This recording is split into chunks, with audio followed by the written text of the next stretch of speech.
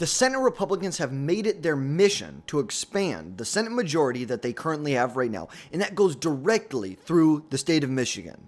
We have an incumbent senator in Gary Peters who announced he is not running for re-election in 2026, initially elected back in 2014, which is really going to leave this seat open for a brutal fight, not only in the Democrat primary, but also in the general election between the Democrats and the Republicans. But the real question is can the Republicans win this seat? Can they flip this seat from a blue leaning seat to a red seat? And the reality of the seat is that the Republicans have not won a Michigan Senate race since 1994 and have not won this seat since Dick Nixon was reelected in 1972.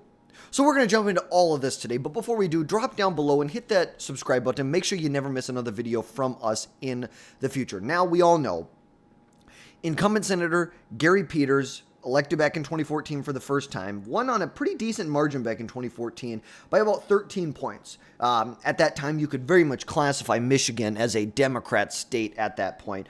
Obviously, jump forward even just to the 2016 election. President Trump won the state of Michigan in the 2016 presidential election, and the reality was that Michigan has become a much more nuanced state at the federal level and on a state level. You have to admit it, that it voted for Donald Trump in 2016, it voted for President Biden in 2020, and then voted again to re-elect President Trump in 2024. And may I say, not by a super small margin either. It's like, granted, now it was only a point and a half, but 80,000 votes. Wisconsin was only won by 30,000 votes. Pennsylvania was a decent amount, 120,000. Georgia was 115, 187, 46. It's like Wisconsin was the closest of these swing states. Fast forward from that election in 2014 to 2020, a much closer race. Like we said, it's a nuanced state. President Biden only won this state, and we're going to see real quick. He only won the state by maybe a point or two. He only won it by almost 2.5 points. President Biden only won this state by 2.5 points, and Gary Peters ran behind him in this same race here. Biden had 2.8 million. Gary Peters 2.7. Obviously, he ran behind Joe Biden in that election, which was good for Biden. Biden did well in the swing states of Michigan, Pennsylvania, and Wisconsin. Gary Peters ran behind in a year, shall I say, that was good for Democrats. This was not a great year for Republicans, but somehow Gary Peters still ran behind Joe Biden in this election. Congressman John James was the nominee. James's name has also been thrown out to run for either governor's race in 26 or the Senate race here. So now this brings us to 2026. Like we said, nuanced state, based on the presidential races, but also if you look at statewide races. Now, obviously, Democrats control both of the U.S. Senate seats. They control all statewide executive offices and the state Senate. However, the Republicans do control the Michigan House of Representatives. So the Democrats do not have a complete trifecta when it comes to the state of Michigan. Obviously, we look back in 2022, Gretchen Whitmer, unfortunately, popular governor from the state of Michigan, even though it's federally nuanced, Whitmer was popular, even though she was one of these really radical governors who locked down her entire state. Did not want to, she was one of the governors who folded to the teachers union, who did not want states to reopen. They did not want to send children back to school. And now that leaves us, I guess we can also look at the 2024 Senate race in Michigan, which was between Senator Alyssa Slotkin, now senator, at the time representative, and former Representative Mike Rogers. Now, obviously, we know in 2024, President Trump won the state, but Alyssa Slotkin was able to pull out a win by roughly 19,000 votes. Barely squeaked by in a year that was good for Republicans. So there is a lot of opportunity. If the tide is good for the Republicans, this could be the opportunity that they need to flip this seat. Mike Rogers, popular Republican. He is the Midwestern Republican you're looking for to run for Senate. similar to like an Eric Hudvey from Michigan, or excuse me, Wisconsin. Gosh, I think of Wisconsin and I say Michigan, and I don't know.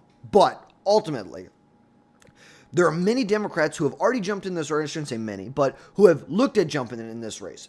Obviously, State Senator Mallory McMorrow has jumped in the race. Some big names that we're looking at here. The current Michigan Attorney General has looked at jumping in the race. Haley Stevens, the current U.S. representative from the 11th Congressional District, has looked at jumping in. Rashida Tlaib has, I would say, publicly expressed interest. I don't know if I'd say potential. I would say publicly expressed interest. Obviously, some big names that are not jumping in. Pete Buttigieg just announced a couple weeks ago he will not be running in this election. He obviously moved to Michigan a couple years ago with his husband. His name was floated out there to run for the Senate, for the governor's mansion.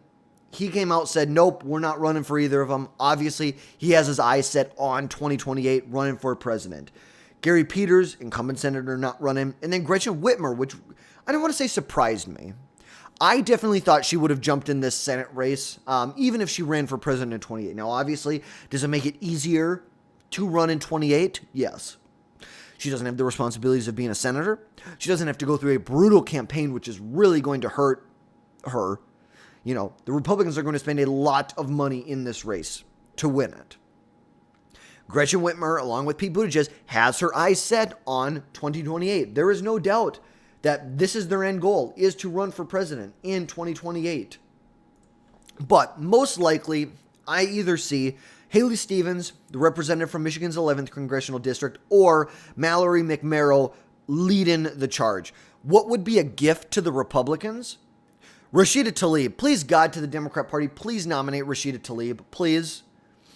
Like, honest to God, please put her out there. This would be an immediate win for the Republicans, but they're probably not going to do that. So we'll see what happens. Most likely, Haley Stevens is who we're going to see leading the Democrats. Hypothetical polling is hard because they have Whitmer and Buttigieg. Obviously, her name was the only other name in this poll here, so you give her that. But ultimately, you have 95% of the electorate that isn't. We're just going to see what happens when Buttigieg and Whitmer, when there are polls that are done with their names not in it. Now, on the Republican side, we have Mike Rogers. He, like we said, 2024, lost to Alyssa Slotkin by about 19,000 votes. He's looking to run. He was a representative for a little over a decade, and he's looking to run for the U.S. Senate again. Probably, it's like there is an announcement we will get soon.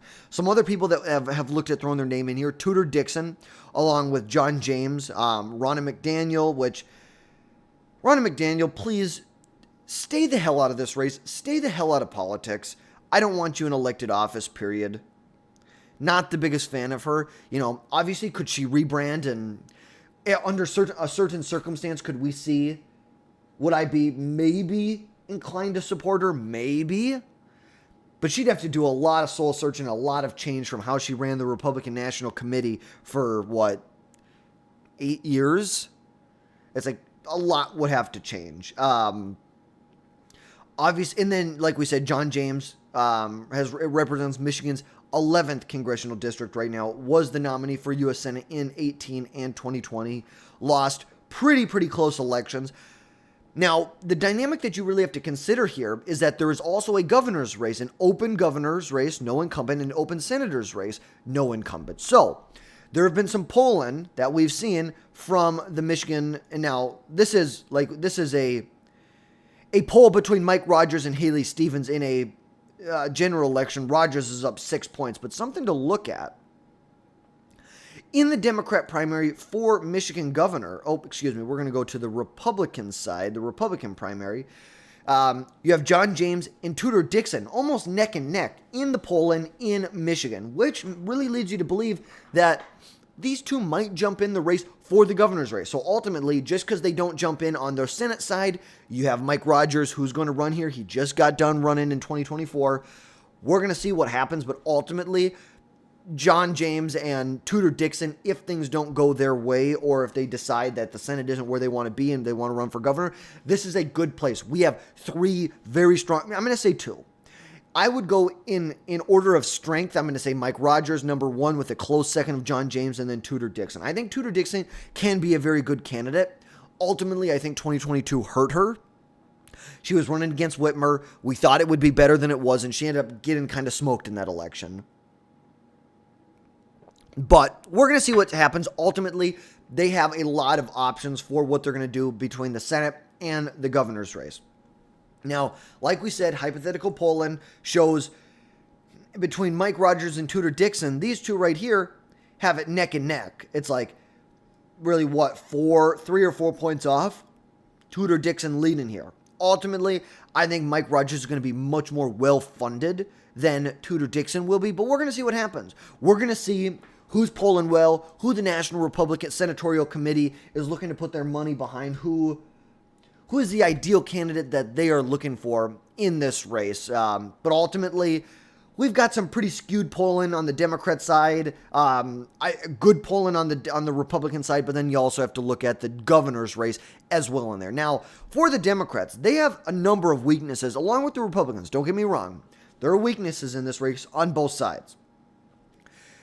The Democrats, if Donald Trump has a successful 2 years, he's able to get his domestic spending policy pushed through Congress with the appropriations bill. That could make it very hard if he has a good first term.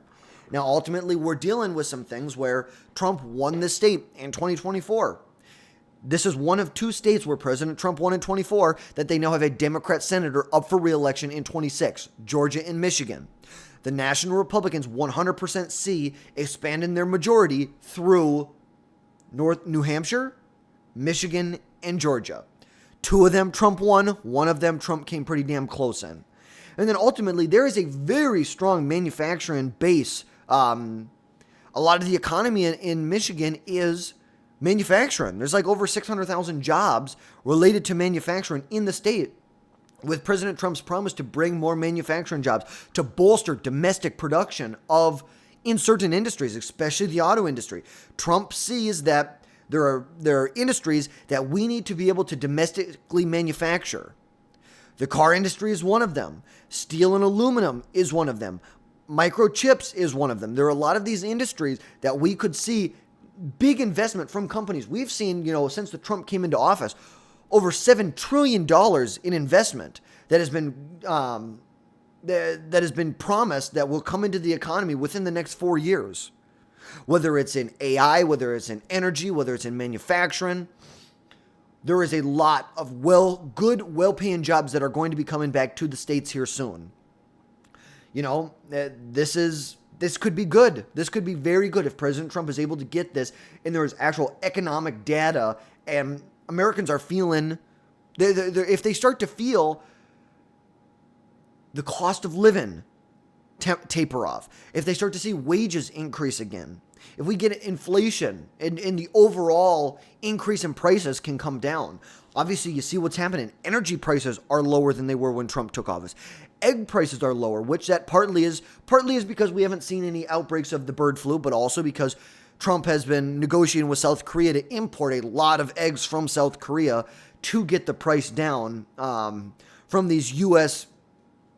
egg producers. Now, ultimately, you have to look and say there were some incentives that were not in the right place when it came to the eggs. The incentive from the federal government was kill your flocks. Because here's the thing, if you have, let's say, you run a farm and you have 20,000 chickens producing tens of thousands of eggs a day, and your bird gets sick and then dies from the bird flu, you don't get anything from the federal government. But if your bird gets the bird flu and then you kill it, well, then you get a stipend from the federal government. So the incentive structure isn't really in the right place. Do we really want, it's like, I don't know the exact data on it, but should we be killing them? Is that the best way to go about it? Are there better ways to go about it, whether it's through vaccination or just to let it run through their system? Who knows? What are the implications of it? So obviously, there are some weaknesses for the Democrats. Weaknesses for the GOP. Ultimately, midterms are typically bad for the party in charge. That's just a reality that the Republicans have to face in this upcoming election. This is not this is a midterm. We've seen how midterms have worked for almost every president. The reality is the party out of power usually does better. We also have to face the reality that Donald Trump is not on the ballot. Donald Trump pulls out a lot of low propensity voters, and that's just the reality. Donald Trump pulls people out who do not come out to vote for anyone else but Donald Trump. It's like, as far as the ground game, they really need to go hard when it comes to people like Scott Presler and Turning Point USA with Charlie Clark. The ground game of getting those low propensity voters out to the polls, out to the ballots. They need to be voting in these elections. That's just something the GOP could struggle with. And then bad candidate selection. Not being pragmatic about, not being realistic about who can be reelected. If there's a dark horse, real MAGA Republican, it's like, this is a purple state. Let's not F around with this. Candidate quality matters. Look at what happened in 2022. Herschel Walker, Mehmet Oz, Kerry Lake, Blake Masters. Look at all these poor quality candidates that went on to lose and really cost the GOP big time in governor's races and in Senate races. So that's a big thing. And then another weakness for the GOP that's really starting to come out right now is there was recently a leak where a reporter from The Atlantic, Jeffrey Goldberg, was included on a text message chain through a app called Signal, where top Trump administration officials like J.D. Vance, Mike Waltz, Kash Patel, Marco Rubio were talking about potential plans to strike the Houthis. And Jeffrey Goldberg was somehow added into this, which could be a big national security breach. But here's the reality. The DNA, Tulsi Gabbard already came out and said there was no classified information in there. Obviously, is it a big mishap? Absolutely. Absolutely. Was there classified information in these text chains? No. The DNI already came out and said there was no classified information in the text chains. Ultimately, it was a big mess up. It was. It doesn't look good. Whether there was national security information in there or not, this was a big mess up. So, if the Trump administration is sloppy like this and they see other sloppy areas where it's sloppy, it's not going to be good. It is not going to be good. But what can the GOP do to win this seat? Policy execution from the Trump administration, enacting Trump's domestic agenda, tax cuts, reducing the cost of energy, unleashing energy independence, deregulation, executing on what Trump said he was going to do. Like we said, the domestic agenda through the appropriations bill, proper use of tariffs to lower tariffs on American products. Ultimately, we want American products to be in as many different markets as possible. And if there are certain countries who are excluding American products from their market through the use of tariffs or other economic tools they have at their disposal, well, Trump is going to use reciprocal tariffs to eventually lower those tariffs with these other countries. So that could be something that was very big. Like we said earlier, strong candidate. Someone who is well funded by the national Republicans, but also someone who can fundraise very well on their own. Not only in the state of Michigan, but nationwide. We need them to be able to raise themselves very, very well. And then ultimately, if the Democrats keep doubling down on the worst of the worst policies, they keep doubling down on their horrible immigration policies, their horrible transgender policies. It's like these people are insanely radical. And if they continue to double down on the worst of their policies, we're going to see it. We're going to see if the party continues to go the direction it seems like it's going, the Bernie Sanders AOC route, it could be tough for the Democrats. Now, ultimately, if the Trump administration slips up, we're not that far off from AOC and Bernie leading the charge. Like, we're not. But ultimately, if they continue to double down on these horrible policies that they espouse, it's going to be tough for them. It's like that leaves them a lot of ammunition. Why did the Senate Democrats just vote against barring mentally ill biological men from competing in women's sports, being in women's locker rooms and women's facilities? That's the reality of the situation, folks. So I've got some questions for you. Who do you think would be the best candidate to lead the GOP in the Michigan Senate race? Let me know down below. That's going to wrap things up for today. Drop down below, hit that subscribe button, smash that like button. Let me know your thoughts down in the comments, and we'll catch you next time, folks.